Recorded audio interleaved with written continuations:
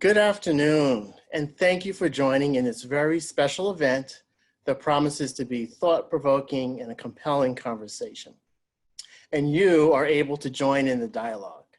My name is Tom Quash, and I'm the Chief Marketing and Program Officer at Compassion and Choices. And before we get started, I wanted to briefly go over two technical details. First, this call is being recorded, and you can see the recording indicator at the top of your screen. And secondly, we will have a Q&A session at the end of the call. Feel free to submit questions by typing them into the Q&A portal at the bottom of your screen. Now I'd like to introduce our host for today, President and CEO of Compassion and Choices, Kim Callanan. Kim has played a leadership role in several of the organization's milestones, including authorizing and implementing medical aid in dying legislation into 5 new jurisdictions, launching a new suite of end-of-life care tools and resources that we call Tools to Finish Strong, establishing Compassion and Choices' groundbreaking online dementia tools, and prioritizing an organizational culture that strategically reinforces diversity, equity, and inclusion. Kim is also a recognized thought leader for the end-of-life care movement itself. You'll find Kim advocating before legislators, interviewing with major media outlets, speaking at national and local events, writing blogs, writing op-eds, and so much more. It's my pleasure to introduce you to Kim Callanan. Great. Thank you so much, Tom. We're going to spend most of our time today using this as an opportunity to hear directly from our guest, Anna Camp, who I know is the real reason we're all here. I'm going to take 1 minute to just share, for those of you who are not familiar with Compassion and Choices, just a little bit about the organization. So Compassion and Choices is the nation's leading national nonprofit organization that is devoted exclusively to improving care and expanding options at the end of life. We have several major programs that we advance, and advancing medical aid in dying legislation across the country is one of our top programs, along with the work that we do around dementia and disparities in end-of-life care.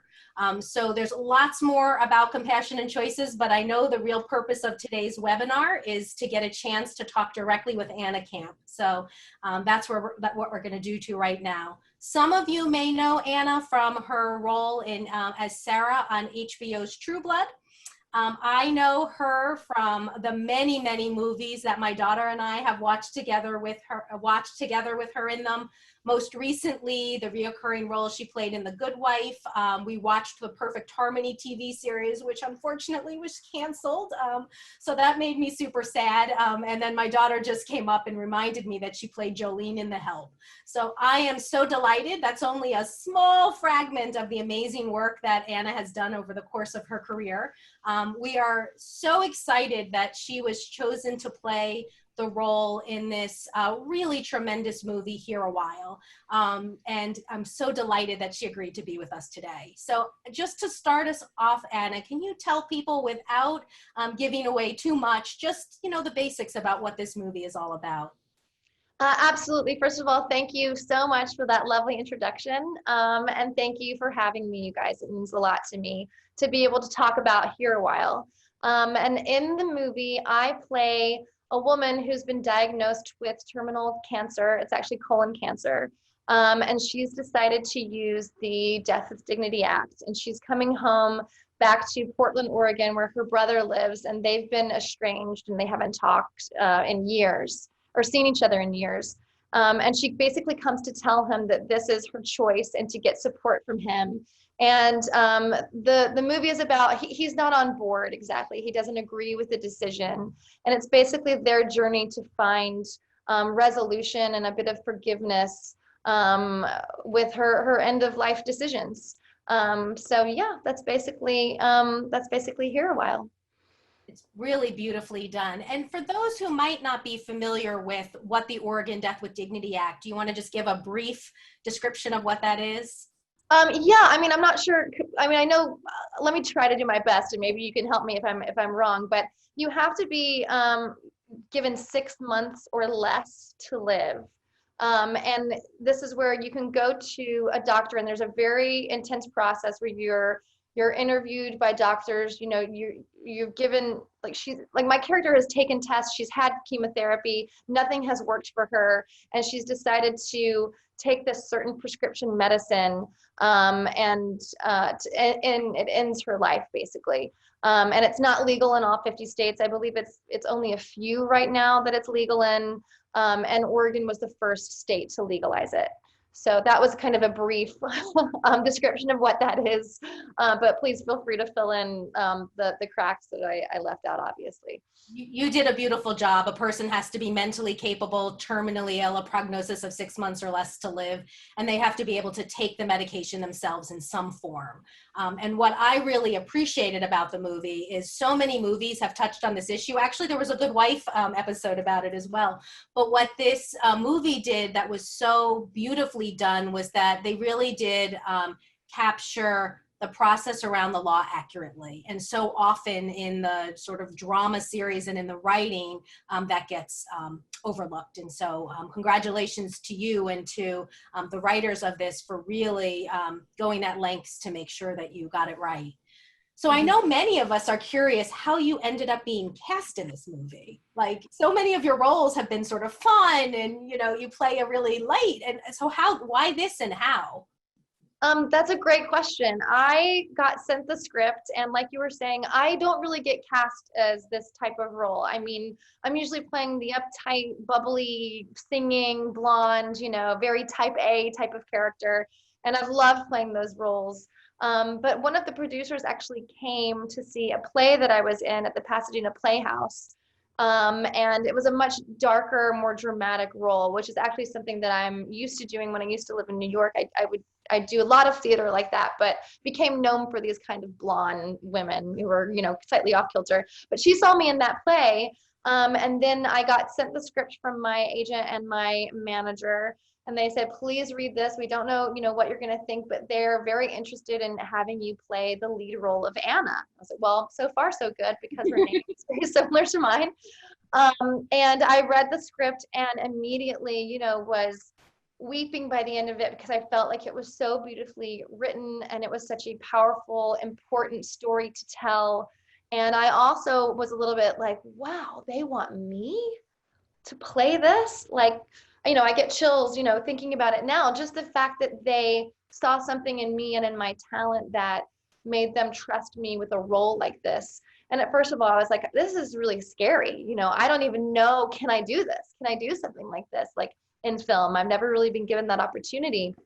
But immediately called my agents and said, yes, yes, yes, you know, when can we shoot? And they were like, it's a micro budget. You're only shooting over like a very few amount of weeks in Portland. And I said, I don't care. And they had me sit down with the director and writer, Tim True. And he was so wise and smart, and he had such a beautiful vision for the film. And he's also an actor, and I felt like he could really communicate very well with actors.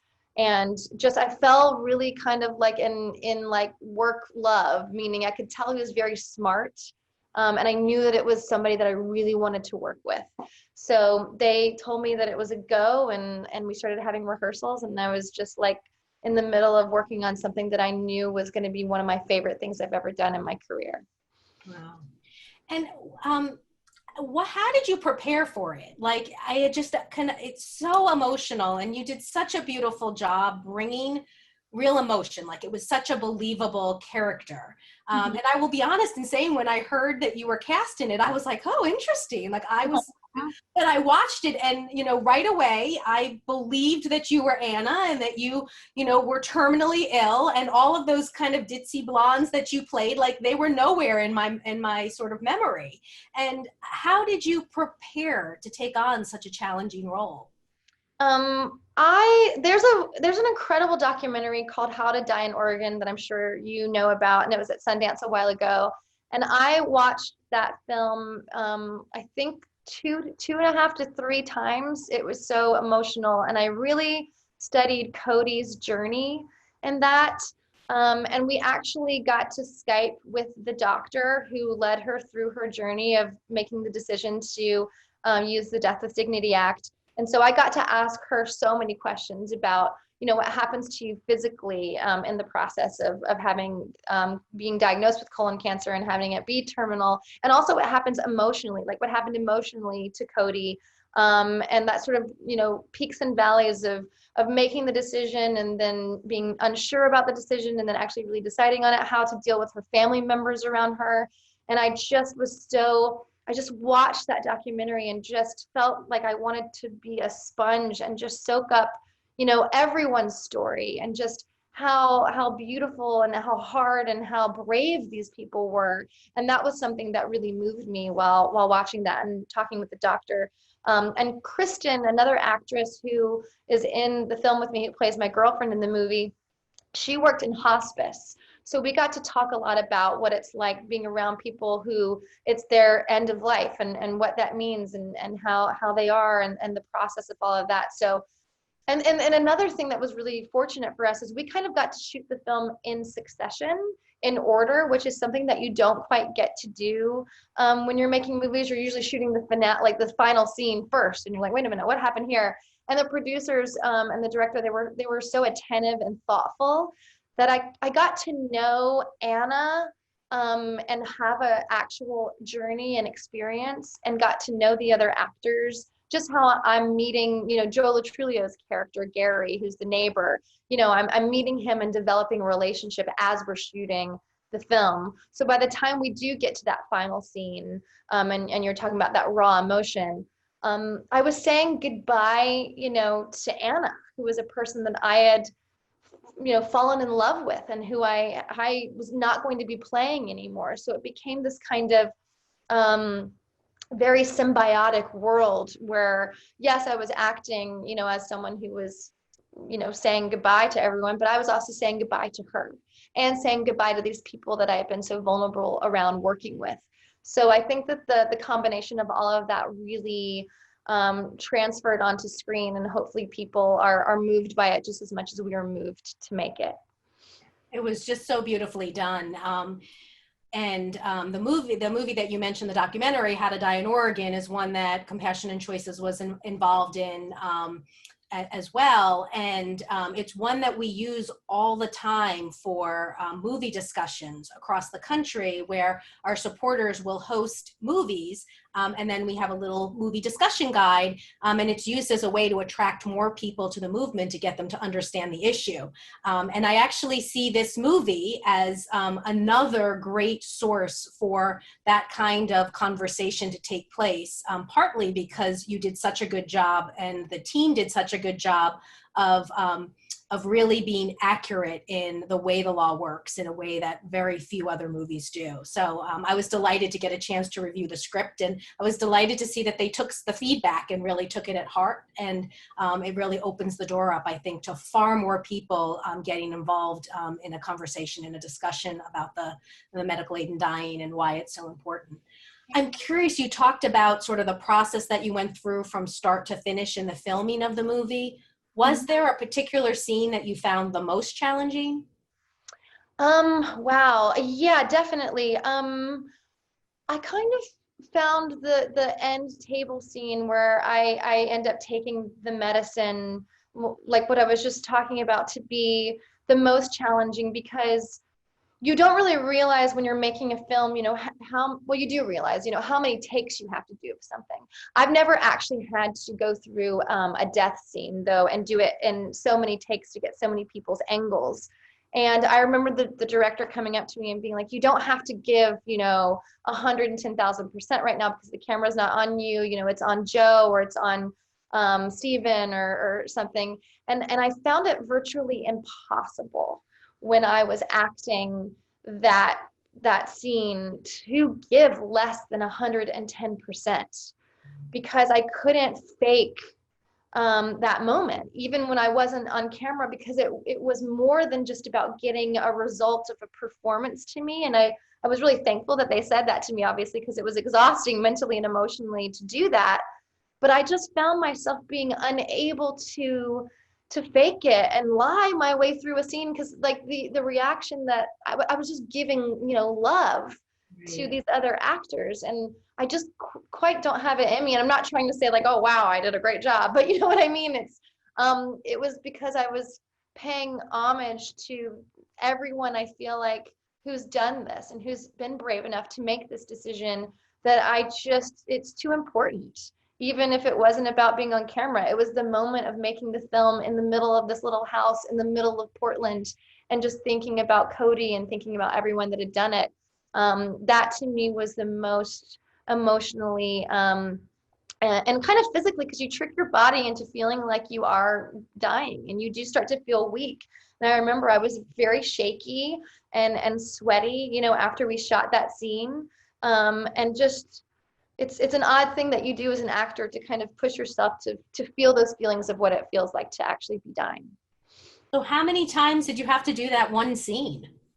Wow, I don't think I could count right now, but I knew it took basically the entire day. It was like they dedicated that day, you know, to that scene, and they didn't put anything like light and funny, you know, at the at the end for the day. Like it was like once we were done with that scene, we were done. But it was a lot. It was definitely a lot, but I think that the way that it ended up was totally worth it.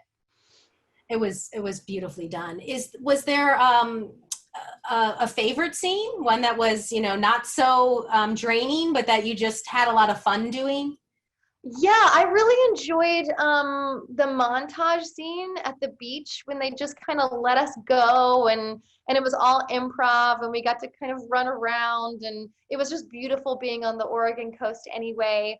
And Tim, the director, would, you know, nothing was really like laid out. It was just like feeling, how would you feel? What would Anna do at the beach? She would maybe, you know, be with her friends a little bit and then she would watch them and feel like what it's going to be like she's not going to be there anymore. And then the apology where Stephen Strait, who plays my brother, he like agrees to let me be in the house and to use his home at the end of my life. Like that was never scripted, so it was just sort of like these things that we got to go through and experience and have this kind of loose ephemeral quality about it, which I really really loved. What I loved the most about that scene was the people who choose to use this option really do want to live their life to the fullest in every minute of it. And you guys did such a nice job of capturing that sentiment that, you know, I'm not giving up. I do want to live my life to the fullest. And this is, you know, what that looks like. And you really did a nice job of capturing that spirit that I think lives within so many of the people that do choose to use the option. Thank you. What I'm curious about is you have come out obviously as a very strong supporter of medical aid in dying and the option of death with dignity. Did you start out already believing, or did that support grow over the time that you shot the film? You know, I knew it existed, obviously. I did not know that much about it though. And the opportunity to be in this film created this sort of curiosity and desire to really dig deeply to see, you know, what that means and how a person, you know, it might not be right for everyone, but everyone should have that choice. And I think that the more I got into this role, the more I always believed it should be an option for sure, but it never really affected me in a way until I got to go through the process as an actor, which is obviously so different. But it really, you know, I strongly, strongly, strongly believe that everyone should have the opportunity to make this choice 100% across the board. And just everyone should have the opportunity to make a choice with their own bodies, no matter what the choice in front of them is.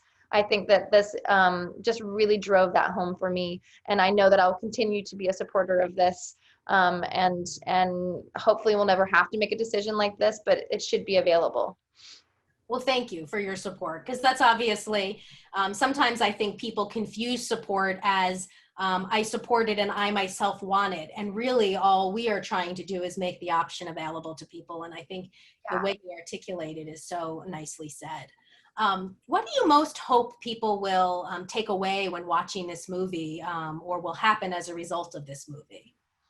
I mean, I think exactly that it might not be right for you, but it doesn't mean that you can tell someone that they can't do it if it's right for them.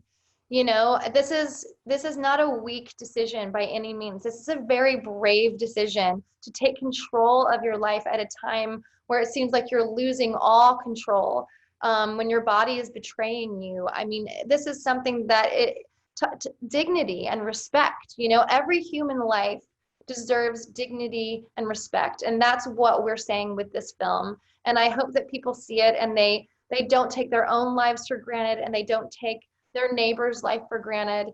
And it's just about giving people the opportunity to make a decision that, like, why not? You know, I just don't see why there wouldn't be. And it frustrates me so much to think that people can want to have power over what you want to do with your own body. It kind of makes no rational sense to me. So I'm hoping that people see this with an open heart and mind, and decide to say, you know what, I might not do this, but everyone should have the right to. That's really, and I'm curious whether or not you spoke to this a little bit, but I know for me, being involved in this issue has brought me closer to my own mortality. And I really feel like I live every day of my life in a much more complete way than I did before I was involved. And I'm curious whether you had any similar experience and it sort of changed your relationship with mortality at all. That's a beautiful question. Absolutely. You know, I would go days and I would be shooting, you know, and thinking about the character dying and what it would feel like to die. And I would go back to my little hotel room, you know, at the end of a very long, emotional shoot day. And everything seemed so focused to me and so quiet and so still. And I began to feel like I was becoming closer to me, Anna, and how I felt about my own life, and just how fleeting it actually really is. I mean, life is long, yes, but life is very, very, very short. And just the way Anna in the movie kind of has her chosen family of the people that she wants around her when she does die, I was thinking about, like, who would I want in my life? Who was close to me? And that in turn made me want to get on the phone and call my mom and dad, and call my best friends. And actually, my father at the time was recovering from prostate cancer. So it made me feel even closer to him, when he was going through all of, like, hormone therapy and radiation and all of that. I wouldn't have been so attuned to him, I think, if I wasn't going through the experience of being in the movie. And that brought us closer together in a way that was, you know, I was so grateful for. I mean, there's things that I've realized that certain jobs and experiences come into my life when I need them to, and when they're supposed to happen. And I felt like this was a really magical thing in that way, that really I feel like I grew as a person, and grew as an actor, and I will continue to try to live my life to the fullest, and to be kind and open as much as I can be. That's beautifully said. And I think that I saw someplace that your dad is okay. Is that? He's totally okay, thank goodness. His PSA level is like low, it's nothing, so we're all very excited about that. Not that you ever want to get cancer, but prostate cancer does happen to be one that is, yeah, that's what we said. We were like, okay, well, let's continue, let's fight this, but thank goodness it's just that. Perfect. One of the things that was really exciting to us about you playing the lead in this movie is that our issue is often one that attracts people when they're older in their life. You know, that's terrific and that's great, but obviously we want to attract people at a younger age into the movement, and that's so important. And I'm curious, you as somebody who's younger, who now feels passionate about this issue, if you have any advice to other people who are younger about why this is important, or suggestions to us about how we might be able to attract a younger audience. Yeah, you know, I think that cancer can affect anyone at any age. I mean, you see young children with cancer. It's not like you're in your 20s, you're in your teens, you think you're this like invincible person, you can do anything and, you know, no consequences kind of thing. And that's just not true. And to know that there are people who are very young who are getting diagnosed with terminal cancer, no one is safe from this disease, you know, and people don't think about it like that. They do think that cancer is something that happens when you're older. So hopefully this movie will, in its own way, attract attention to that fact. And I don't know, what you guys can do. You guys seem to be like doing a really great job of sharing the news and getting information out there to people. But I think just continuing to embrace the fact that it's not just about older people, that it is about anyone at any age, and everyone deserves respect. One of the things that I thought was really wonderful about the movie, obviously the focus of the movie was on the Oregon Death with Dignity Act and Anna, but the movie actually touches on so many other societal issues, and some in some really interesting ways. So there's a little bit of, there's the neighbor who has autism. You're actually in a relationship with another woman. There's a interracial relationship between your brother and his partner, which I'm married to a Black man. So for me, it was interesting because that was just like, it was just there. There was never like a mention like it was controversial at all. But as somebody who was in a relationship 30 years ago when nobody else was, not nobody, but when very few were, and it was hugely controversial, it was sort of this interesting theme that it felt like was in the movie around acceptance. In so many ways, and also a symbol of where our society has grown, that there was this one issue that was an issue, but these other things that maybe in previous times were issues, but now it was just sort of the way it was in the movie. Just thought that was so fascinating. And I was wondering if that was intentionally done, or whether it just sort of happened to work out that way. I don't know actually if it was intentionally done or not, but I do remember feeling like we never really addressed the fact, or made it seem like, oh, I'm a gay character, and oh, he's dating a Black woman. We never even addressed it, and I kind of loved that about the film, and even about when we were working on the film, because this issue was like the main sort of controversial issue.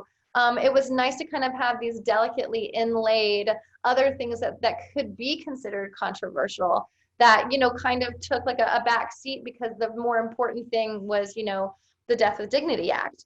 So I think that maybe it was incredibly genius on the part of the writers to have that surrounding the story and this character, but not have it be the focus of it. And just how beautiful is it that we have come such a long way in acceptance.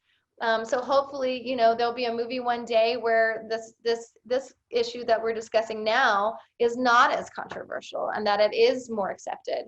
So that's really beautiful that you noticed that and saw that. And a lot of my friends actually said that to me too, that they liked how subtle it was and how nobody really mentioned, all of these things that could be considered, controversial or whatever. So yeah, thank you for noticing that. That's awesome.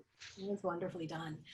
So my last question, and then we'll open up to audience questions. But I know that you have quite a number of new films coming out right now, and I was curious if you would share a little bit about what's coming out and what's up on the horizon for those of us who like to follow your career.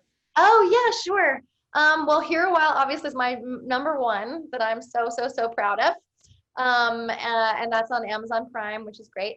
And then there's, a completely different story that's on Netflix now called Desperados, and it's like a very fun girls trip. So if you feel like in the middle of quarantine you need to escape from your house and pretend that you're going to Mexico with a bunch of crazy women getting into crazy hijinks and having fun, then you should watch Desperados. And then there's another movie on Netflix that I had a little tiny part where I, play a very crazy uptight blonde woman called The Lovebirds, which is a really fun, kind of one night crazy caper movie, which was really great. But that's it. That's kind of all that I have now. And when the world opens up safely, I hope when we open up at a safe time, hopefully I can get back to work and create more stories that can get people talking and asking questions. Great. So I'm going to go ahead now and open things up for questions from the audience.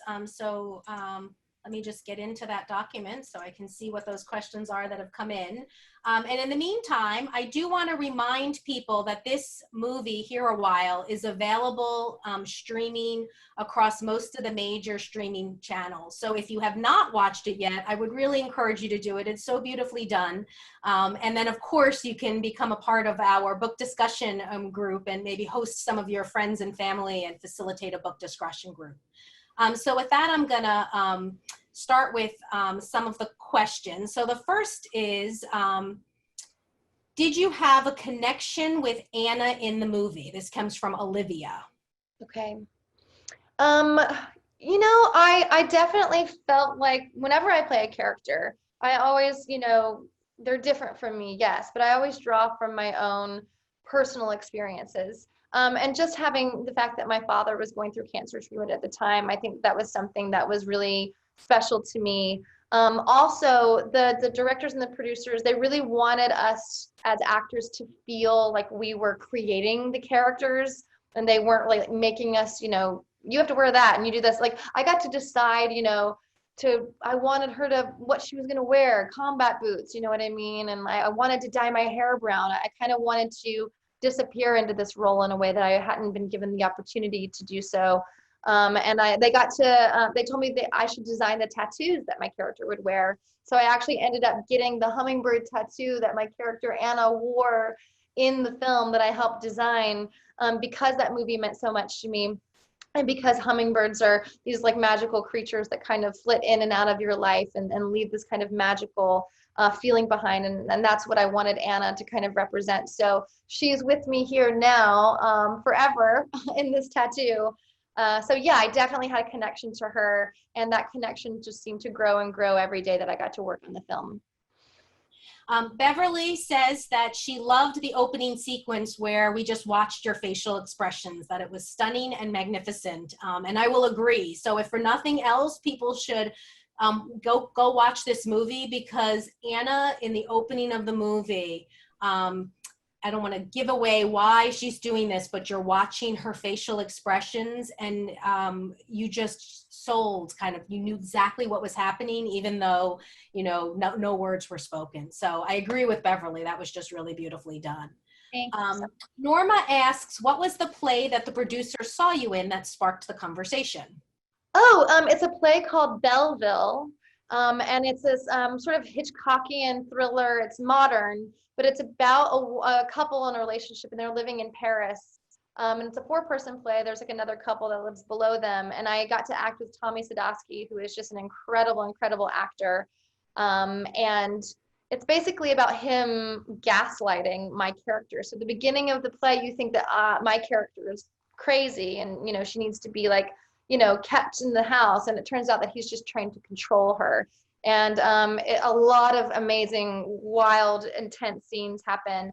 And at the end of the film, my character is kind of left in shambles with nothing and is just weeping, and she's, calling out for her mother. And I think that scene showed that I could really go somewhere emotionally raw that I don't really get the opportunity to. So it's a fantastic play. It's called Belleville, and I loved working on it so much. Well, hopefully doing this movie will open you up to some other roles like this. So, you get a little bit continued diversity in your acting. Fingers crossed. Jalissa asks the question, was it at all anxiety inducing to play a role like this? 100%. Yes, it was anxiety inducing. Just knowing, the pages that I had to get through every day. Also, we didn't have a lot of time, and I really wanted this to be incredible, and I wanted to leave everything, like my heart out on the table every day that I was shooting this. And that can be really, I want to be great, right? Like in what I do as an actor, I always want to be great. And also in this role, it was such a challenge that it would definitely bring me anxiety of like, did I do this good enough? Was I good enough? Was I paying respect enough?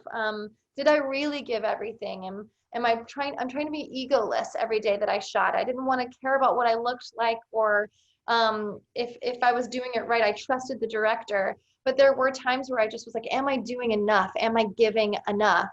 And then, they call cut, and that's the end, and you can't go back and do that scene again the next day. Like, it's just like, it's done now. It's not like a play where you get to have different opportunities every day to do the same role and to make it better. You just have to leave the scene and go, oh my gosh, I hope I did it the best I could.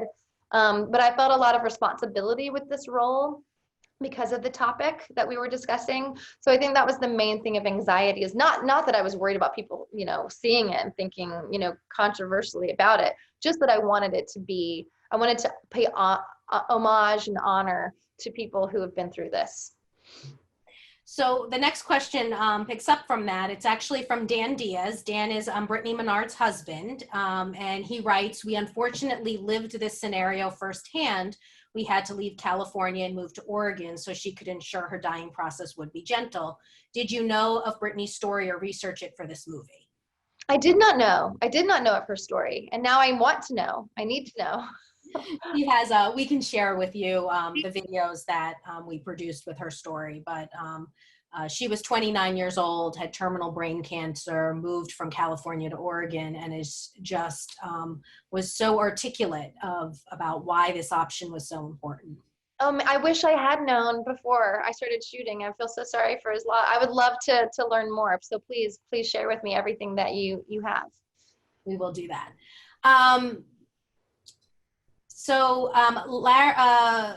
Alexis asks the question, if given the opportunity, would you consider doing another emotional role like Anna? Absolutely. I kind of think that at this point in my career, I can't go back and play those types of roles that I've played so many times. And I'm so happy that I got the opportunity, and it's given me, a career. But once you kind of step forward into this arena of playing someone and doing a more dramatic role, like me as a creative artist, I kind of really only want to continue that route. So I've decided that it's really powerful in my career now to say no to certain roles that I've done before that I can't really grow as an actor or as an artist as much, and really kind of seek out roles like this. So it was a huge gift, and hopefully it's opened doors where, people see me as someone a little different from, or a lot different from those characters that I'm so well known for playing. Virginia asked the question of whether your experience playing in this movie impacted any of your friends or families or their understanding or experiences around end-of-life care. I know a lot of my friends that have seen the movie have reached out and said that they didn't really know anything about it, which has been really, I feel like I have a lot of power, and this movie has a lot of power in that, to awaken people to what this actually is. And as you were saying before, a lot of Hollywood movies like this, they can go down this kind of sentimental route, and it becomes more about like the love story in between. But this is, a 90-minute film that has very fully realized characters, but it's really, really about the process. So people are learning while they're watching it, as well as being emotionally moved, which I think is why the magic of the film is that other people that have had family members go through this, they definitely reached out to me to say that they were skeptical at first because they were worried it was going to get very sentimental and romanticize this kind of idea. And they said it did not do that at all. And that they felt that it remained very true, and that it was just such a slice of life film that wasn't trying to make you feel anything, but it was just showing you this one woman's journey. So a lot of people just didn't know about it who've reached out to me that said that they're just, in awe and curious about it even more so. Great. Well, if any of those folks are interested in getting involved, you know where to send them. Yeah. So Sarah asks the question, did you know any of the cast before you got cast in the movie? I did know one cast member, Joe Latrulio, who played Gary. He's on Brooklyn Nine-Nine, but we did the first Pitch Perfect together. And he was not, like, I didn't have any scenes with him, but I remember meeting him and being like, oh my gosh, he's so funny. And so finally, when I heard that they had offered him the role of Gary, and we met up our first day of rehearsal, it was like, oh my God, I'm so happy we're doing something actually where we have scenes together and we get to talk together and we're doing something so different. So he was the only person that I knew. And then I met Stephen Strait at rehearsal when he was cast to be my brother. And just when we first got together and we did the table read, we were just sat next to each other, and we were like weeping and looking at each other. And I felt like he was my brother at the end of that, which is such a rare thing when you go to the first table read of a script and you feel this love and this like family feeling, with someone that you had just met. It was really incredible. And that really trickled down for the rest of the cast members. So Just Joe. Just Joe. And he's the best. That's great. He did such a good job. I actually Googled to see, is he really autistic? Because he did Right? such a good job. So good. And he was really worried about it. And I think that he completely did a wonderful job. And he also brings so much wonderful levity to the film that think people don't know. And I still have some friends who are afraid to watch the film. And I keep saying, please, please, please do it. And I said, there is some humor also in it. And Joe really is so wonderful and talented that he brings a lot of that. I think I saw in another interview that you did that you said this is one of the only movies you've actually watched that you've been in.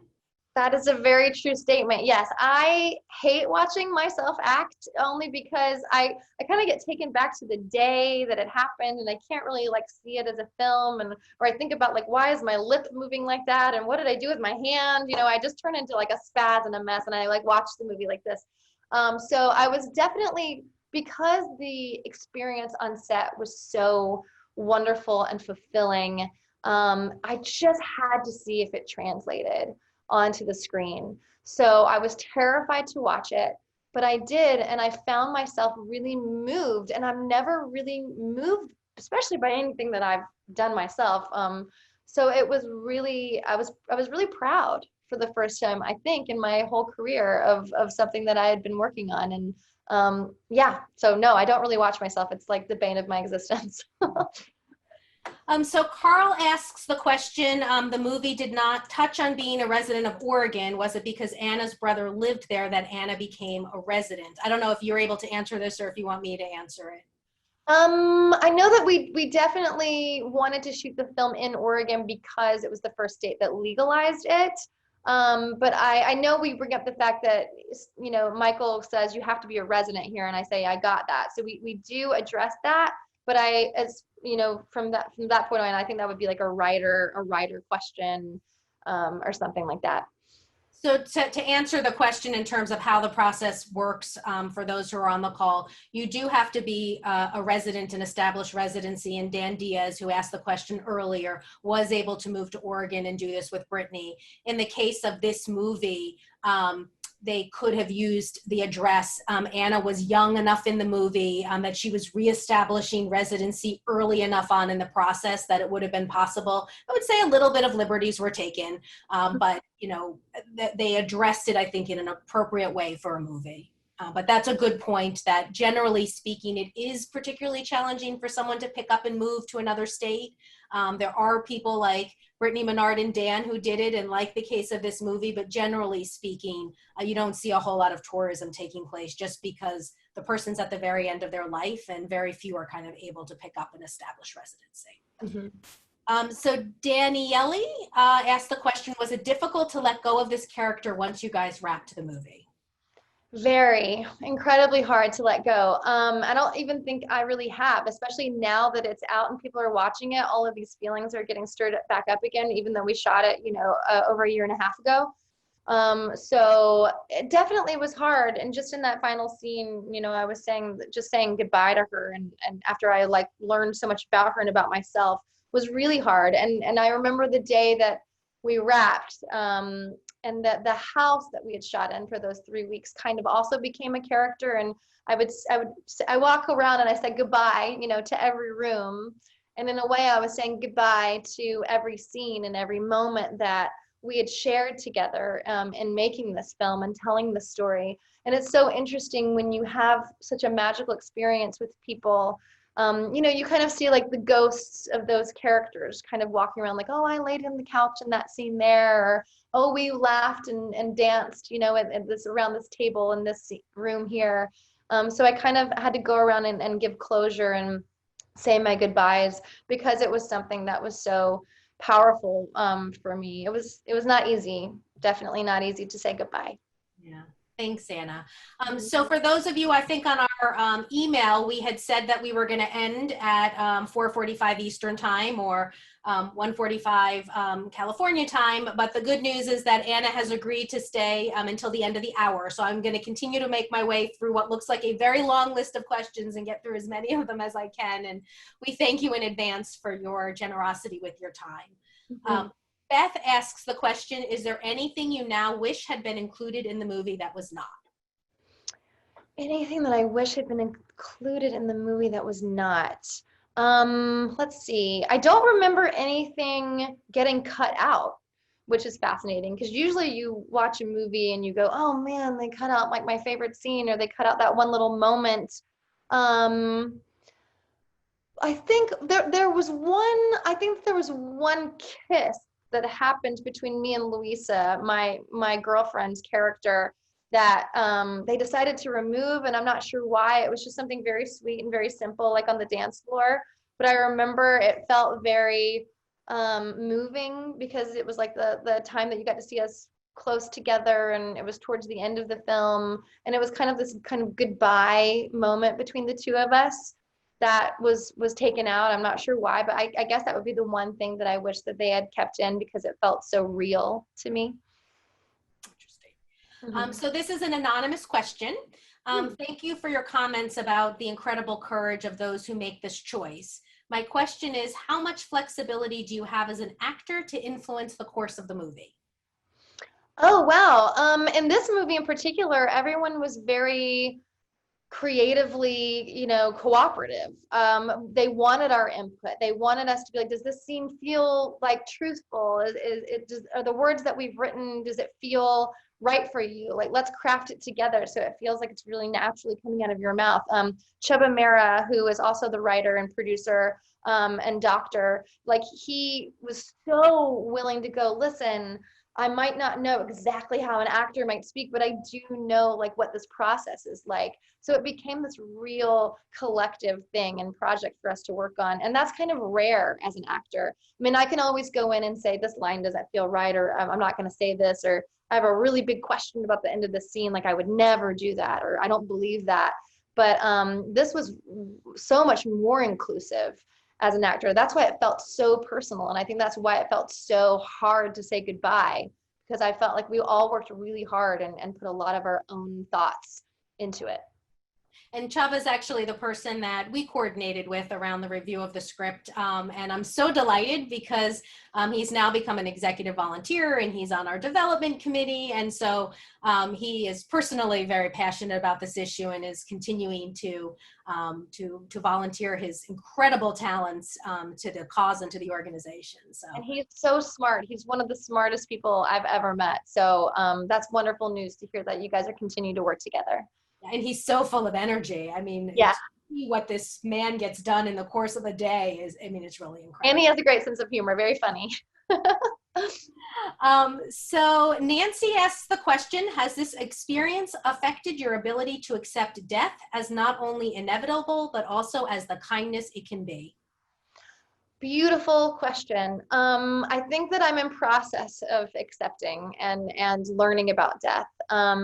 It's something that I've grown up with. My family's business on my mom's side was a funeral home. And there we were from the South. And so she grew up, in that business. And so she was always kind of around death, and we would go home for Christmases and things like that and sort of be around that. And I was a bit frightened, I think, for a while. Like my grandmother passed away, and I didn't go, to the open casket because I was so terrified, I think, as a little kid, because it just seemed so like, I don't understand, it just didn't make sense to me. I couldn't comprehend it. And the more that I experienced, working on this project and talking to people who have known close family members pass away, it is incredibly inevitable, and it does make you not want to take things for granted. So yeah, I mean, I still feel like I have a lot to do, hopefully, before I do end up leaving this earth. But I do know that I think we only get one life. I think so. I'm not sure. There could be other things going on. But I want to make sure that I take every day and live it to my fullest. And I just don't want to carry any animosity. I think as a young 20-something-year-old, I would be very competitive. Like, why is this girl getting this job? Or why am I not this? And why am I not successful at that? And that's really sad. I was like waiting for my life to begin in a way, like always feeling frustrated. And I realized, I'm living it. This is it. If you realize that this is the process of living your life, and you're very positive about the things that you do have, it's amazing the stress and the tension that does sort of leave, because why be frustrated every day? I just think that that's just sad. I don't know if that answered the question, but I'm about to ramble on about like my therapy sessions in life and stuff like that, which no one wants to hear. Oh, you totally answered the question, and I think that's a really tremendous perspective. I want to make sure to get to the next question from Evan, because Evan is actually writing a Broadway musical about death with dignity and medical aid and dying. And so he asks the question, what was the most inspirational part of your study that helped get into the character? My most inspirational part of the story was watching How to Die in Oregon and watching Cody. And seeing someone be so vulnerable in front of a camera and sharing their story because she felt like she could make a difference. That to me is the definition of inspiration. When you are going through, oh my gosh, I'm gonna cry, I'm sorry. When you're going through such, the most unimaginable, difficult time of you and your family's life, and you've decided to share that in order to try to open people's minds to something, that to me is courage, and that to me is power. And she really moved me in a way that I haven't been moved by watching anything or meeting anyone. I wish I could have met her. So just that, and to be able to, as an actor, just act vulnerable in front of the camera to get this, message out, to me was the least I could do. So seeing people make hard decisions and being vulnerable was the most inspirational thing to me. So Adam has chimed in a few times with more of a comment. So I'm going to read his comment because it seems like he really wants to be sure you hear it. So he said, I watched this flick last night, Anna. What a sad, deep movie. I didn't like the idea that Michael was so unsupportive at the beginning, but he came through to love and support your decision to at the end of life. The friend Joe, Gary, had Asperger's syndrome like me, and he was so loving and wicked smart, and I can relate to his love. You said that Joel Gary was an angel in the movie. I believe it, like your character said, I believe in angels. I do believe, Anna, your character was a fighting angel. Everyone in extreme pain or hurt with no way out should have access to medical aid and dying in New York. So on behalf of Adam, he was really touched by the movie and the role of Gary and Michael. And I actually was interesting. There were some supporters who had a hard time with the relationship with Michael being so unsupportive at the beginning. And what I counseled them to say is that this is real life and that it was okay that he was unsupportive. Like, part of what made the movie so beautiful was the fact that his love for you was what allowed him to continue on his journey to try to understand the decision that you made. And that's all we can ask of people, is for them to keep open hearts and open minds. And I thought that was really part of the beauty of the movie. That's beautiful. Yes. And that comment was so beautifully well said. I just want to say thank you so much. So Larry Sagan says, did you observe a death with dignity experience? Also, why did you become so passionate about death with dignity? The only observation I'd ever met anyone or met anyone, whose family members had gone through it, only through watching the documentary and the Skyping with the doctor of that was my only real relationship with that. And then what was the second part of the question?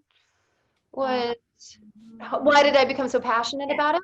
Oh, I think just from learning and observing people's stories. And seeing how important it was to have the opportunity to do that, and just trying to put myself through what it would be like and how it would feel to take control of it. Like I just think it's crazy to not have it be an option. From Francisca was, how did you know you wanted to be an actress? I'm 16 years old, so a lot of people are telling me to do different things with my life. Also, my friend Javira is like your biggest fan, but she couldn't make it today. So I wanted to ask you if you could please wish her a happy birthday. She loves you. Yes, happy birthday. Thank you so much for being a fan. And wow, you're 16. That's amazing. I don't even remember when I was 16. That's awesome. I knew I wanted to be an actor when I was in, I think, second grade. I know it's like very, very young, but I remember reading a poem to my class. We all had to get up and like read a little poem. And I remember feeling really emotionally moved by this poem and kind of forgetting that what I was reading, and it became like I I was like, the world went kind of soft focus, and I finished reading the poem, and it was really sad, and I looked up and I saw some of my fellow students crying, and part of me was like, oh wow, I feel like I can, you know, make people feel connected in some way, or make people feel less alone by telling a story. And that's one of the main reasons why I loved acting in theater, is because you have this collective experience, and you can go and be on stage and live a character's whole life, and look up at the end of the curtain call and see that the audience has had some kind of cathartic experience. And I think that's the main thing, is to be able to tell stories to make people feel less alone. And if it's making people laugh, you know, their butts off, or run around and sing songs and feel so much joy, or be moved, like in Here a While, I think that that's the main reason why I wanted to do it. Just to have people, you know, to share and connect. So this question comes from Leslie Rowley. She is one of our board members, and she's actually the youngest board member that we have. I think I sort of asked this question earlier, but I'll ask it her way and see whether you have anything else to add to your earlier answer. So she says, Anna, thank you for being a public voice for end-of-life autonomy through your work.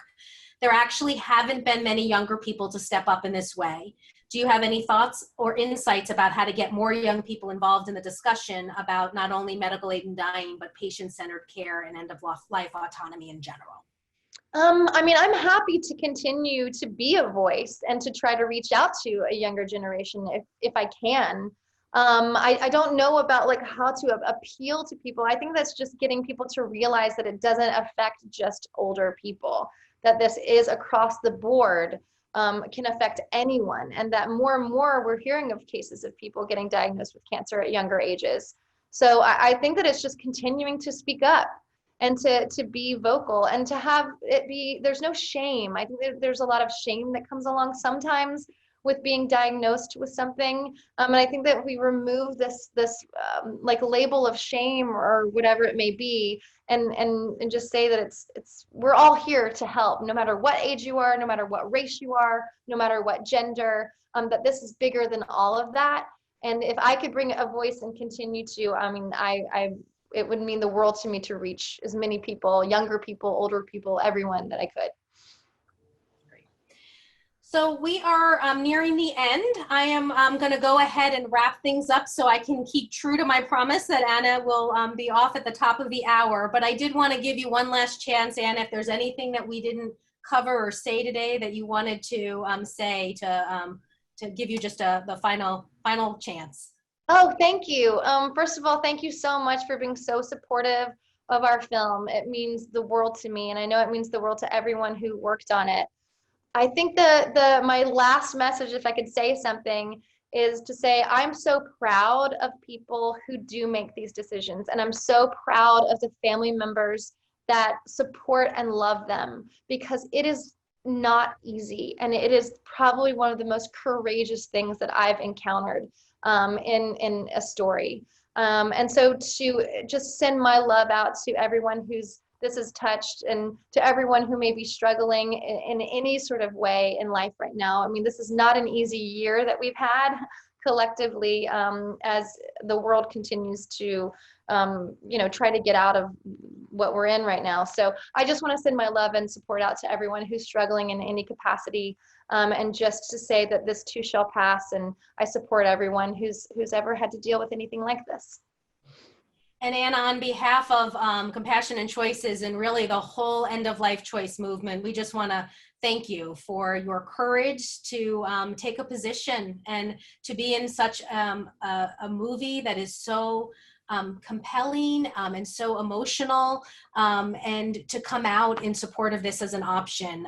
It is just such a real, it means so much to the movement to have a young face for this movement. So thank you on our behalf. I hope that people enjoyed the discussion today and the opportunity to be a part of it. And I wish everybody a great rest of your week. So thank you all. Thank you so much. Thanks. Bye-bye.